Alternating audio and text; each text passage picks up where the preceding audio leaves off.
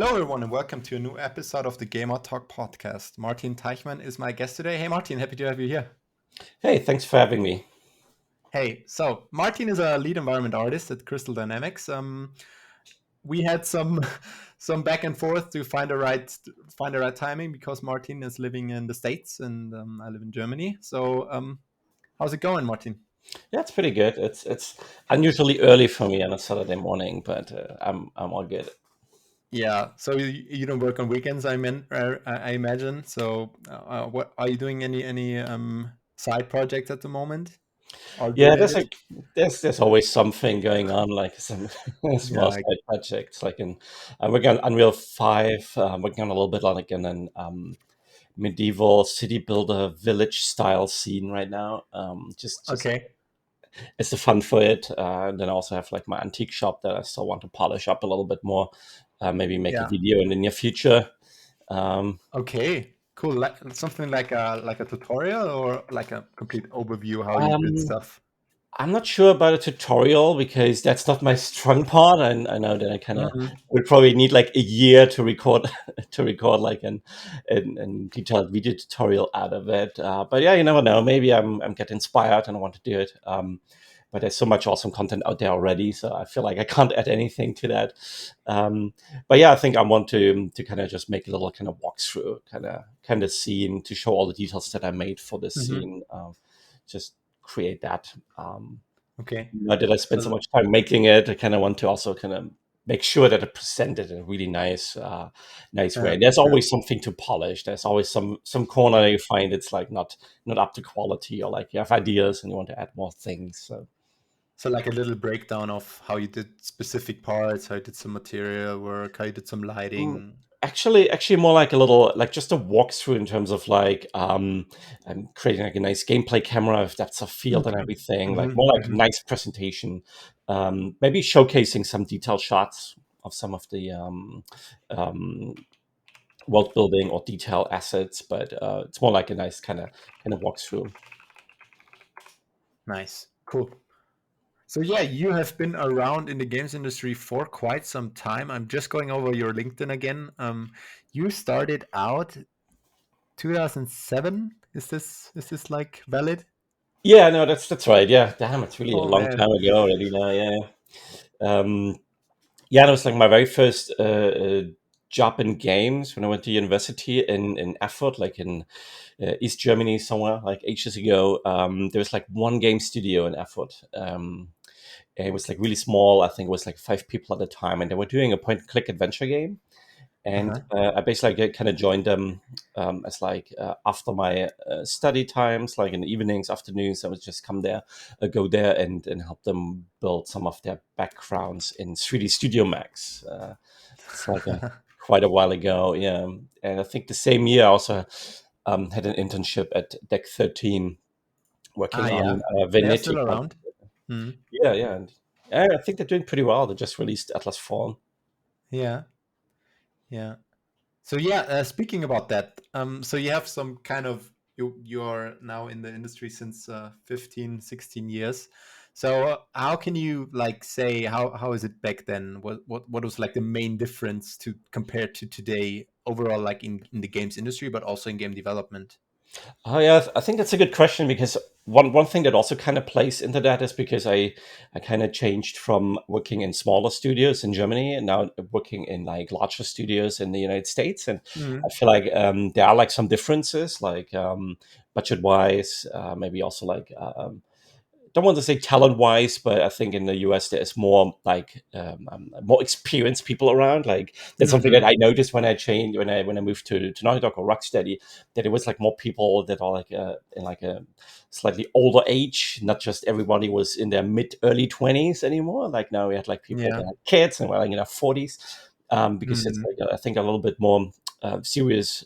It sounds also not as I mean, and like it sounds like more like an career path that's a lot around for quite a bit longer in the States, I feel Yeah, like. yeah, yeah. Um, yeah, but I think in terms of how it changed, like so I'm working as an environment artist for all of my career. So I Hmm. think what one thing that of course like changes, like the typical thing, right? Like tools change, and workflows change. But I think the main thing is really like, yeah, workflow and quality, and how long certain things take. Like I remember like when I was working at Deck 13 on my internship 2007, I was tasked to make a little furniture set for this RPG Venetica they're working on at the time.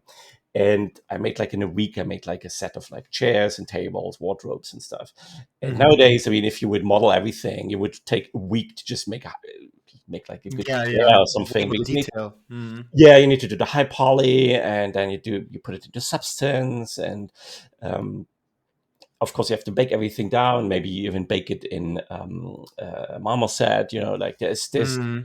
it's way more complex. The quality bar is risen a lot. I also feel like it's way more accessible. When I started, I bought like books for 3D Studio Max, how to do Yeah. certain Yeah. things, and when I Mm. wanted damn, I sound like super old saying that, Yeah, but but that's cool, man. yeah, I really like that because there are not that many people out there, especially from Germany, where the games industry is so young and not even that big, like compared to the States or somewhere else. So it's super interesting. yeah, yeah. And I think I also remember like buying like I think a Gnomon DVD, how to 3D model a character, and they DVD. shipped it, and it came from the United States like a package. And now, of Yeah, course, with YouTube and yeah, like Patreon, and Gumroad, there's so much resource there. So I feel too like now much. you, yeah, it's Too it's much. not, yeah, you're absolutely right. Now it's getting actually hard to pick what's actually good information Exactly. over Yeah, yeah, what is bad yeah, information or bad tutorial. yeah. And I also remember like that there were like a couple of tutorials that were like really well known and spread Hmm. around. Like there was just a handful, and they were really good, and they always almost set like industry standards in terms of like how to do certain things, because it was really good tutorials. I remember like there was a like this I forgot the name of 3D Hub or something. They also did tutorial. Hmm. I forgot it, but they did like this kind of pillar um, tutorial thing, like a damaged pillar, Yeah, and there was Unreal Engine 3 times, and there was like the standard at some point. Like everybody was doing it. You can see it. Like yeah, a yeah, lot of people had these similar assets in their portfolios. It was great. It was awesome. yeah. But I would say now there's so much information out there. Like there is no way why you can't learn it. But now it's It's quality really standards. hard, man. You could spend years to just watch tutorials and do tutorial stuff, but yeah. Yeah, yeah. The quality bar is so high now. Hmm. Yeah, it's not so much about like where to get information, how to use a tool. I think that's around, that's on YouTube. Like even like Substance, for example, they have a YouTube channel and they do awesome stuff on there. Yeah, Um, Blender. Yeah, Blender as oh yeah, well. Blender, and it's free. Like you don't have to even Yeah, go out and spend a lot of money, or black copy it or something. You yeah. just Fight. actually download the industry standard software, and it's affordable Yeah. or free.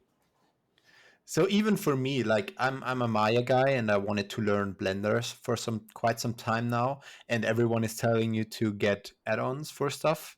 This is like so overwhelming for me because I don't know, is this the right one? Is this the right one? Is what how's the workflow? If I need this add-on, I need to work this workflow. So it's like really overwhelming at the moment for me to switch software. So I stay in Maya because I know what to do and I know what to do with it, and I don't want to make have a thought process on what add-ons to get. Yeah, totally. I feel you. I'm trying to move to Blender as well, because I think like that's, even though Maya is still somewhat, I would say, the industry standard, um, Mm.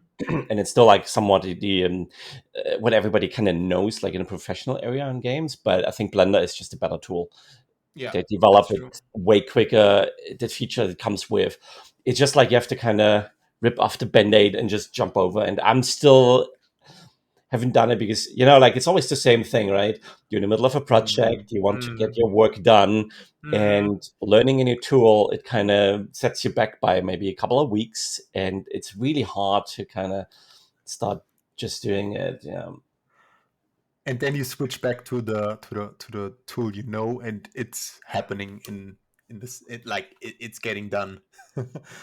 Yeah, yeah, maybe not the most efficient and quickest way, because it's Yeah. also like a thing. I'm in the industry for a while now, as you mentioned, and you Yeah. kind of used to certain workflows and kind of used to certain things and standards, and Mhm. even though the tool is not working as super well, but you know at least where it breaks and you can work around it like naturally Mhm. now. But I think that's also like a little bit part of staying on top of it and be aware of new tools, new workflows, new techniques, and try to kind of incorporate them if it's suitable, of course. Like Yeah. So yeah, like speaking on your experience. So how have things changed? What did get better, or what did get worse? Like maybe we can speak about that a bit. Like you have been at some big studios in the States, and also some smaller studios in or bigger studios in Europe. So yeah, maybe you can speak about that a bit. Yeah, I think in terms of just general workflows, I mean, Substance Around, and I think that's really Hmm. a powerful tool. It kind of opens up a new kind of job in a way, because now it's like a material artist, right? Which Yeah. Yeah. I think that's also like, if you asked earlier, like the changes, right? I feel like it's more specialized now because Hmm. qualities are higher up, so you can specialize more. That's something that I haven't really noticed. Like when I was working for Dex 13 at a time, um, as an environment artist, you would expect it to do like most of the things, right? And then I remember like the art director, he would kind of go into the levels and put some lights and do the lighting and stuff. And now, of course, you have like specialized roles. I mean, lighting artists are around for a while now, but Yeah. um, yeah, but there's more specialization going on. Like as you mentioned in our brief chat before this recording, like you are a hard surface artist, right? Making Hmm. weapons, vehicles and stuff. And Yeah. I'm not really a good hard surface artist. I'm not really even a good prop artist. I'm just getting impatient. I want to just world Hmm. build and do stuff. So because like now there's so many steps involved, and in a way, like that's something that I was hoping a couple of years ago when like when Substance came around, started being industry standard. The hope was to streamline the process a little bit and kind of cut off tools. It's more like, hey, you have this one solution and it can do most of the things, and the steps are streamlined and broken down and easier, right? But that wasn't really the case, at least from my opinion, or from my perspective. Like there's just more tools introduced into the workflow pipeline. Before, when you make it a texture, maybe you just take like a photo and cut it out and make it tellable, and maybe even use like crazy bump, if you remember that tool, Yeah, I know about to that. make like a normal map based of the base color or Mm. the photo texture. And Super weird if you yeah, think about it, right? yeah, and yeah, then you maybe make like a really quick specular map or something like that, and then you're done, right? But that's not the case anymore. Like you probably have to really either go into Substance Designer to make a really good procedural material with all the Mhm. maps that you need: height map, roughness map, normal map, and so on. Um, or you work from a library, or you use like photogrammetry or stuff like that. But because it is, yeah, it became so much more complex. That it's just taking way more time to make a good material than maybe 10 years ago. Yeah, yeah, and even more money. Like the production of games is like skyrocketing with yeah with Yeah, these. yeah. There's more tools involved. There's more steps involved. Maybe Yeah. you have to hand it over to a specialist and stuff. Mhm. Could be really well that you make the hard surface asset and then you hand it over to a texture artist that does the texturing, and then you hand it over to maybe outsourcing, right? And then they do the low poly and bake it down, and it's um, it's quite a few steps. And I was actually hoping that this is going to be easier. Like you have, like you say, in one software, they have all the functionality you need. Certain things are standardized and optimized and automated, but kind of don't really see it that way happening, at least not in the future. But maybe Blender has some Who really knows? cool, Yeah. interesting features, like the geometry nodes. AI is getting introduced into Blender. Let's see if that's gonna help out with streamlining some of these kind of really complex workflows. Yeah. So, are there any downsides you would see in this like development over the last 15 years? Like, what was better maybe back in the days? Was there more freedom, more artistic freedom for artists? Because nowadays everything is so streamlined and everything is so like, yeah, a concept is getting done to perfection. And back in the days, maybe there was one concept for one scene, and then it was thrown to the artist and do your thing. That's also like depends like on the studio. I think like when I was starting my career, when I was working for Deck 13, I started as an intern there, and then I got a junior role after I got my bachelor degree. And I think it was more like the situation or the studio kind of culture that I was really enjoying. Like even as an intern coming in, I got tasked with really very interesting, very challenging, complex tasks, like making like whole level chunks, even though I was really not Mm-hmm. that experienced. So that was awesome. And of course, like when you later on kind of work on big projects, like for example, The Last of Us, right? Which is a very strong IP, has a lot of very distinguished art direction already established. So Yeah. of course, there is less um, freedom for the individual artist on that particular project. But I think in general, what it means, like with the tech advancements, like with Unreal 5 and and Substance, and even though the quality is higher, but I think like the range of kind of art styles are a little bit higher as well. Um, Before there was more limitation in how good shadows looks, how good lighting looks, how good texture Mm. resolutions are, how many details you can use. That's not really a problem anymore. You can just put in geometry, especially when you work in Nanite and Unreal, Unreal 5.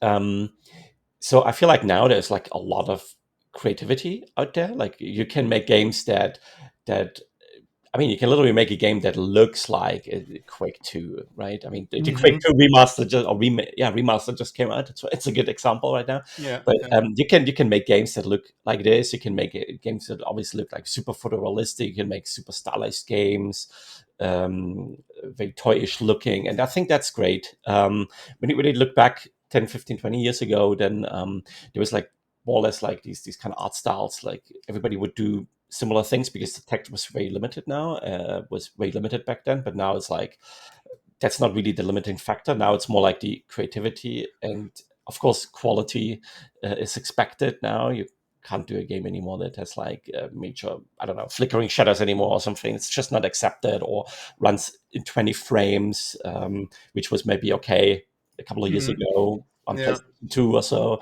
um, Now it runs, yeah, now you should be at 60 frames. And And so if not, you're gonna get destroyed by the players.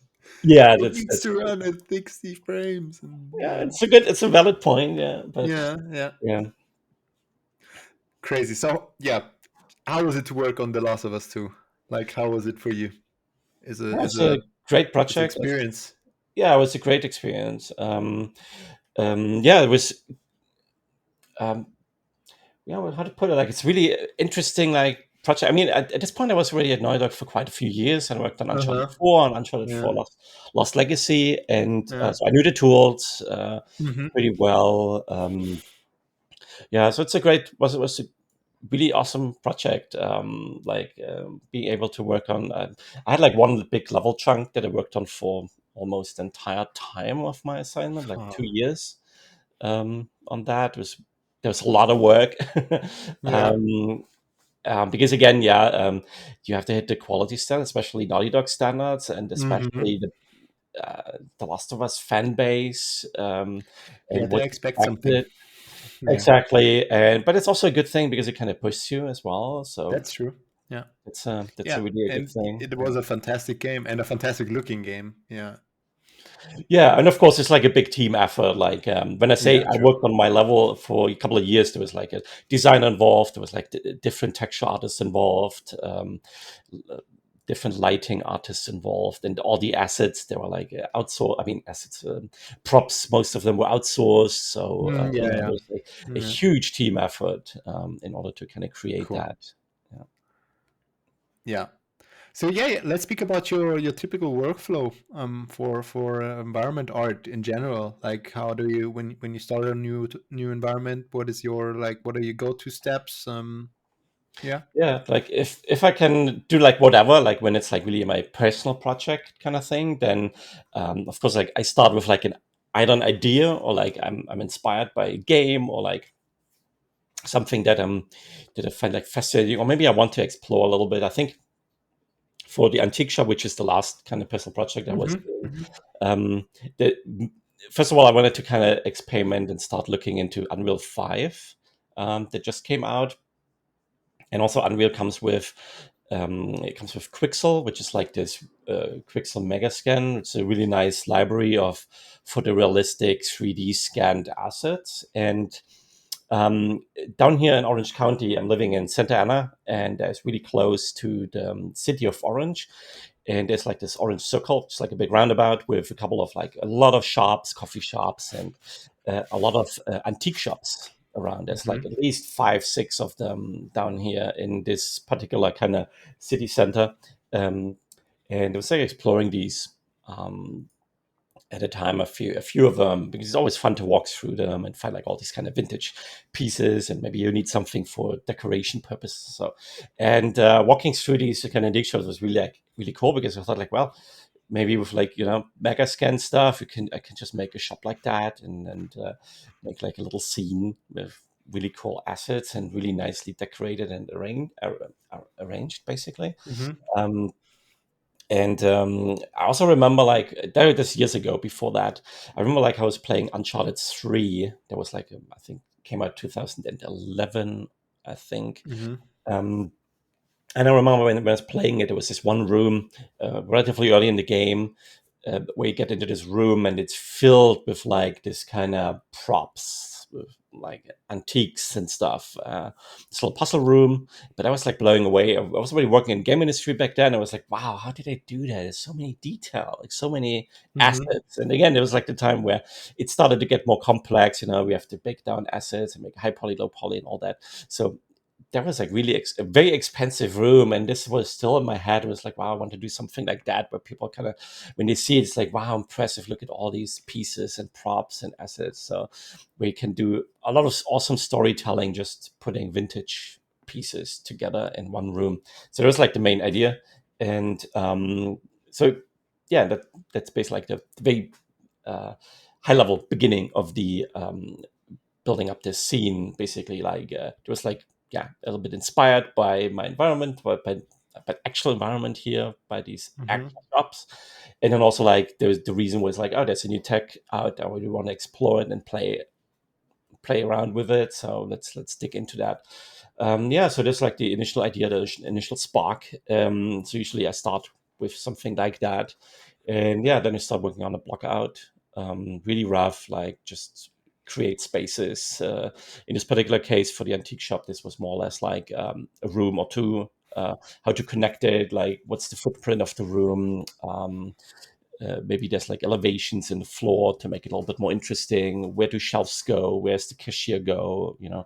Um, just like some basic block out, and then from there, basically start like slowly detailing it up. I make sure to not get into the detail too quick, because Hmm.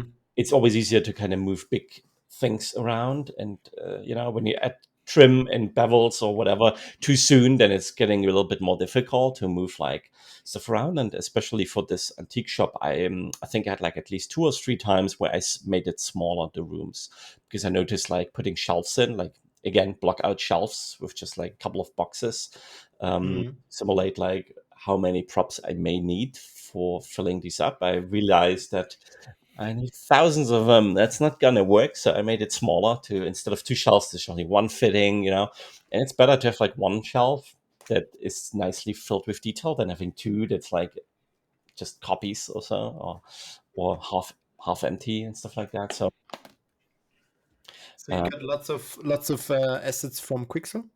yeah, so that was the original idea, that I use a lot of assets from Quixel, because again, I'm not the biggest into making props. Like Hmm. sometimes I like doing it, but I lose a little bit of patience. I love the world building aspect the most, the big picture stuff, basically. Yeah, so I was kind of playing around with like Quixel assets, and realized really quickly that wow, I need definitely a lot more stuff. to put, because of course Quicksilver has a really large library, but it is a bit limited when you look for certain things, right? And making an antique shop, you can of course take a lot of things, but um, it starts to get a little bit limited because you need so many unique little things. That's true. Yeah. Yeah, and at the time, what was really cool was that there was this new reality scan app just came out. I think it's from Reality Capture. Hmm. Let me just check it really quick if I'm not saying the wrong name because I haven't used it in a few days.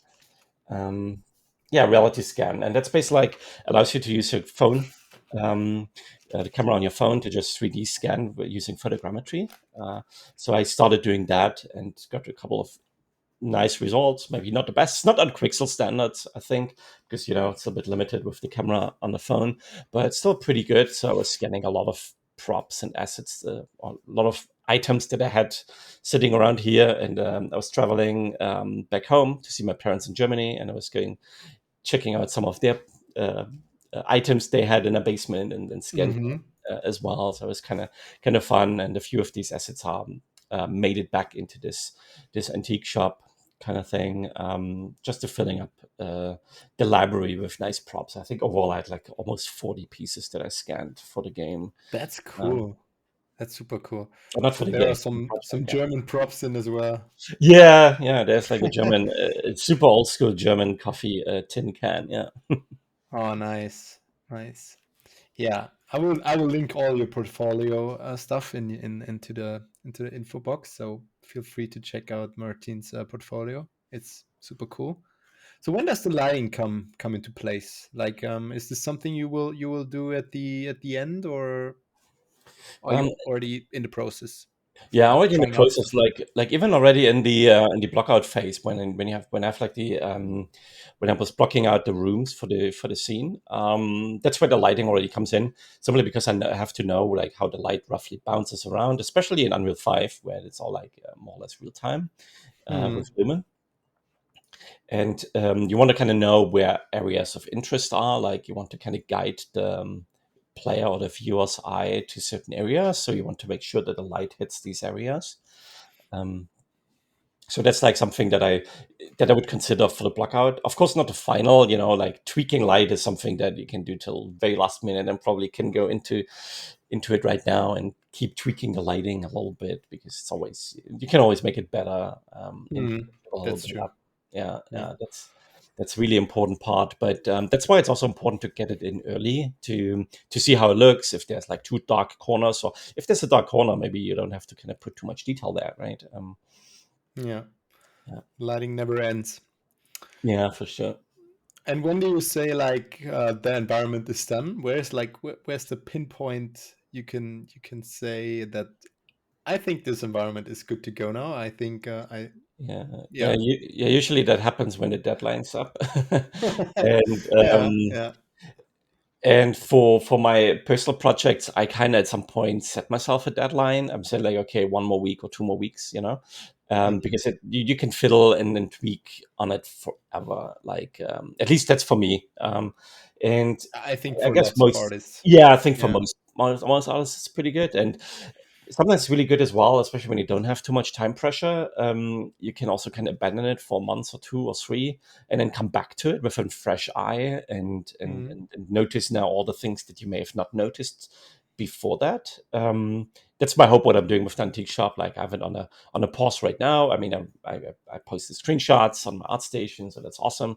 But I kind of want to come back at some point and do like a video recording of it. As I mentioned earlier, and yeah, but I give myself a good amount of time to kind of come back with a fresh eye and kind of polish up areas that I may have missed, just to make it better. Um, but yeah, eventually at some point, there's always like this phase in production where you get bored and sick of your project, Mhm. because it Mhm. is a lot of work and it lasts for a long time. For me, a big boost of like getting progress done on the scene was when like I was like in between jobs earlier this year. Um, and I had a couple of months, like I had like 2 months where I had a little bit of time to actually work on it, more than just an hour in the evening or so. So that's where I got like good progress on the project. But then even then, at some point after a couple of months, you kind of feel a little bit like, okay, that's enough. Yeah. I want to To move on learn. to something else. Like as I Yeah. said, Yeah. Yeah. I'm working on a little bit more stylized stuff right now, which is like really interesting. Like you always want to do the thing you're not doing right now. um, That's true. Yeah. so that's also like um, good to kind of set yourself like a deadline, because that also kind of means you may do like decisions. Maybe you cut things or wrap things up, streamline a few ideas. Because when you have this unlimited, open-ended kind of deadline, or no deadline at all, right? Then it's really easy to be like, I'll do this and that, and later Mm. maybe this. But if you set yourself like, hey, I have a month, a week, a day, you'd be like, okay, well, do I really need that? Nope.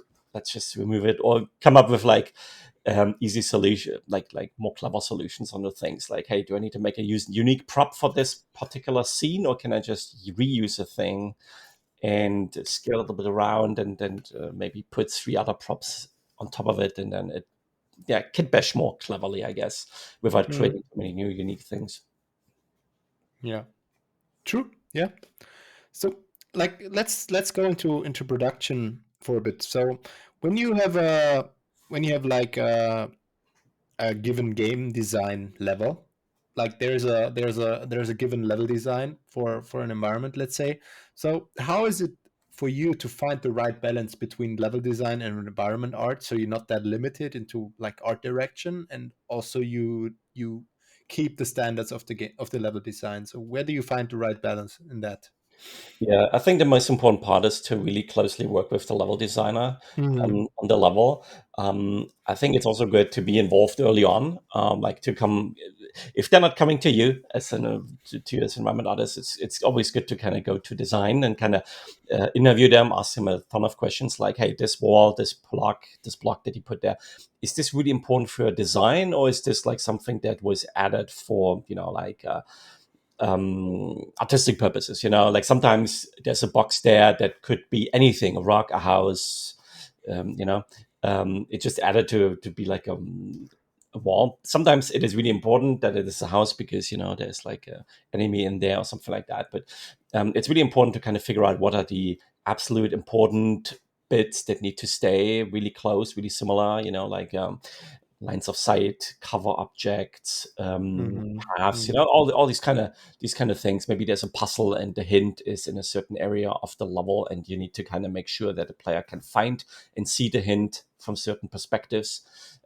So you need to really figure out what is important for level design in order to achieve what they want. Like I remember there was this kind of level that I worked on at Naughty Dog, on Uncharted: The Lost Legacy. So we had this kind of block out for the level that I was supposed to work on, which was this gigantic Ganesh elephant statues that the player is climbing all around. Yeah. And so the block mesh came back from design. The problem with the block mesh was that it was just not designed in a way that it would like resemble a good looking Ganesh statue. Like what we basically had to do was to redesign the bits that the level design team wanted to achieve, but on an actual properly sculpted and modeled statue asset.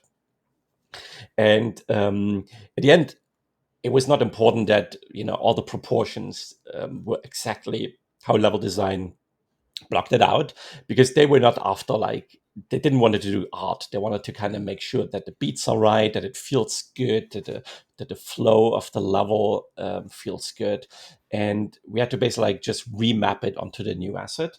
And that's the most important thing, that you understand what's the intention, the flow, the of the design, right? What does design want to achieve in this level? Is this a quiet area where player should explore, and there might be more room to kind of widen areas up, add more little details and corners? Or is this a combat room where the player has literally no time to look around for ledge grabs or for cover objects? So things need to Mm-hmm. be a little bit more obvious so that the player doesn't feel like he's dying because he just didn't saw the cover object Mm-hmm.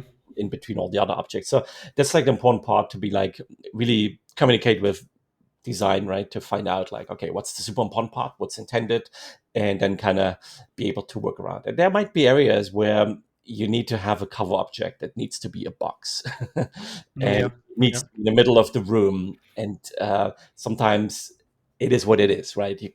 There is just no super creative solution to fix that. But in most cases, you can make something, right? There could be, I don't know, like parts of a building that is Hmm. remained. Like I think there was like one area where we had a hard time to figure out what we could do, but then we made a construction site out of this area. It's like, oh yeah, they were renovating it, so there's a lot of material and boxes and crates. Maybe they were like packing up the furniture for Hmm. moving it out of the way, so it's not, so they can renovate and repaint, and then this area, um, so we kind of made an excuse to be able to put all these cover objects that we needed for the combat space. But still, we still, with that idea, kind of added another level of storytelling to it, because now the room was not just like this room, right? It was also like, oh, they were doing some refurbishing, rebuilding, renovation on Some this area. storytelling. Yeah. Yeah. Cool. So it's you would say that level design comes first because it still is a game and it still needs to work, because the best looking environment never works when the level design is not yeah, not right. Yeah, totally. I think it's super important that the level design is feeling good and as intended. I mean, especially as an environment artist, you also have like a responsibility to make sure that the game plays good, like collision and stuff like that. Like all Mm. the technical implementations need to be working as well. So yeah, so I would say like the level design usually comes from like a higher level perspective. They see more of the game in context, because as environment artists, you can get stuck a little bit in your little corner that you're working on for so long. So it's always kind of good to kind of really stay in touch. And make sure that level design is satisfied, because at the end, yeah, we're making a game, and even though of course we want to make sure that the game looks as best as possible and runs as smooth as possible, but Mm. it needs to play as well as good as possible. That's the main goal of a game, to play well, to is fun. And of course, like there's a lot of different aspects. You can also kind of argue, well, a good-looking game can be a lot of fun for people, right? Because it Sure. looks awesome Yeah. and you can True. explore it, and there's Yeah. always detail everywhere. But you want to make sure that like that, because it can also get boring when there's just nothing there, and you can just explore Mm. forever and stuff. It's like really important part that both disciplines work really close together to make sure, like on the other side, of course, like if design really is not able to do any compromise, and they make something that might really not look good. Honestly, in my career, never happened, right? There was Mm. never this designer that was like designing something that may play well but makes no sense in terms of, but that never happened.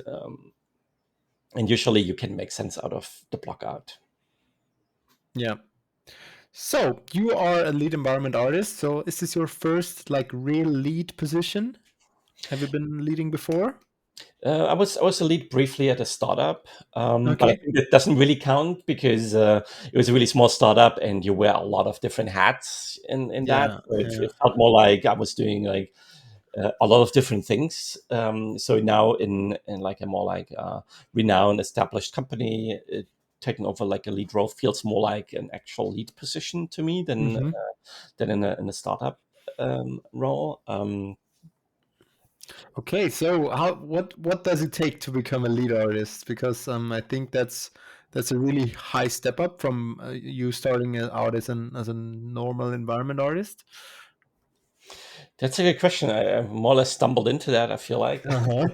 Okay. um, I think with like when we have a certain amount of experience, that's That's true. maybe the more Yeah. natural kind of progression in your career. Of course, in the last couple of years, there's a lot of I saw that the rise of the principal role Uh-huh. coming up, Yeah, yeah. which I Yeah. think is pretty good, because not everybody wants to be a lead, which is understandable, because you're moving a little bit away from IC work to management. Um, Mhm.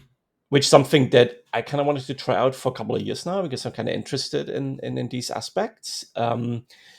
As long as I can still make some art here and there. Like ideally, you have a 60-40 break, which is like 60% art and 40% management.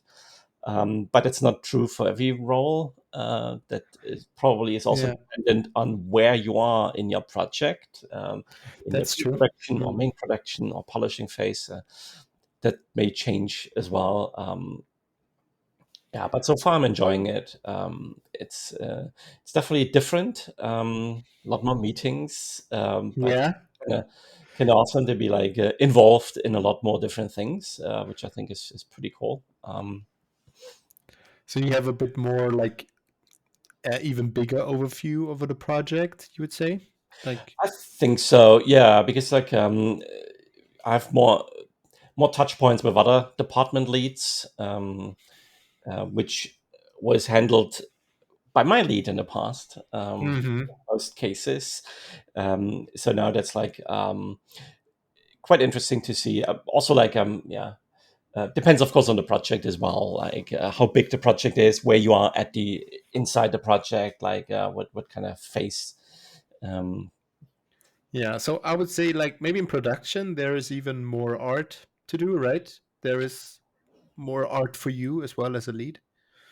That depends, I would say, Hmm. like, Okay. because when you're like in a main production as a lead artist, depends definitely how many other direct reports you have as a lead, like how many artists that are working with you. So if there's a lot of artists working and there's a lot of outsourcing going on, there might be just not much time. And you have to give Mm. feedback all the time because everybody's producing awesome stuff all the time, and you Yeah. be in reviews and give them feedback all the time, and then be more involved in scheduling, make sure that everything goes smooth. Maybe earlier project phase where style and workflows have to be established. That is maybe like an area where there's more hands-on work needed. I can also see like in the end of the project, there's a little bit more hands-on involved as well when everybody is kind of working on their stuff. Everything is there, like you hit your alpha, your beta. Now you just need to polish up the rest and optimize. That's where all hands on deck basically help out to crunch these bugs and make sure that it looks as good as it can. That's also like a time where you, as a lead, Hmm. can definitely dive in. But again, it really depends on the project, on the team that you're working on, how many teammates you have that you have to manage. Um, how many other leads are there? Yeah. Can help you out. Yeah. How's the production producers? Do they help out with scheduling, or is this on your plate? Yeah. I learned that producers are like a huge help for leads because they kind of have because they are mostly managers, like they are project managers, I would say. Um, so Yeah, I think totally. every leader is always super happy when they have some producers on their side who like yeah, get some management stuff off the table. Yeah, they have all the Excel skills. Exactly, Yeah, they're Jira junkies. yeah, I know, right? I'm happy that they help out with Jira and stuff. Yeah, Yeah, nice. All right, Martin. This was an amazing insight of your experience in the games industry. So what was like the main step for you to move to the States? Like was it just the industry or the positions? yeah. I think I'm a huge Naughty Dog fan. Hmm. I think that I'm a huge Uncharted fan. I think Okay. particularly. So that was like super awesome. That's where I wanted to go. Plus, California is like kind of a dream Yeah. uh, Yeah. Yeah. country area. It's like, yeah, it was pretty awesome. So I think these two, mainly Naughty Dog's Uncharted series, was like driving me to go here, Uh-huh. which is great. In the meanwhile, I had opportunities to work in other awesome studios, so that's Yeah. that's really cool as well. Yeah. We also worked on Batman. I really like the series and the games, Yeah, like that was the great. Yeah, series of games. I would say. yeah, They were amazing. I remember playing the first Arkham Asylum. I was like, oof! It was so. It was never seen before in terms of superhero games. yeah. They're awesome. Yeah, especially like yeah, can't believe like even though it's super, I mean super old. It's old now. Arkham Knight, the game I worked on back then, but Hmm. what it did tech wise, I think Oh still yeah, holds up pretty yeah. well. I saw some Huge growth. comparison between was it Gotham Knights and Arkham Knight? They were like Arkham Knight is still looking super amazing compared. Yeah, Yeah, it's crazy. Yeah, they did an awesome job back then. Yeah. yeah. So how was it like how was it for the young Martin to tell their friends you go to the States and work for Naughty Dog and work on Uncharted? Because like back in the days, if I told someone from my friends I want to go into the games industry, everyone laughed and everyone like, you can't earn money or you playing video games all day. So this was like, it's still like a bit laughable, but yeah, how was it for you?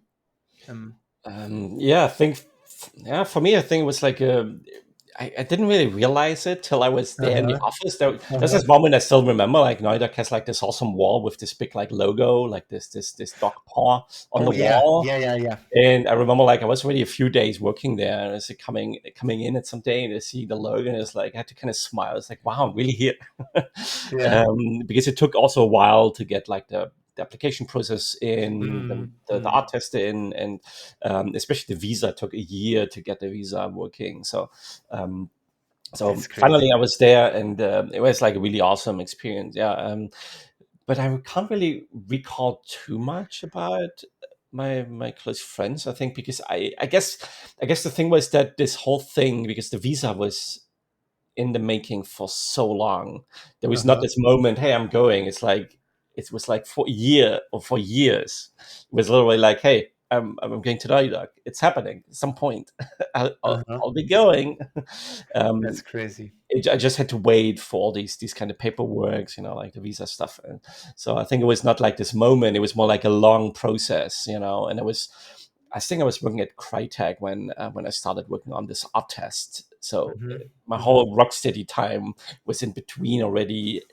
Talked Oh, with Naughty Dog till I hmm. started. So it was kind of crazy.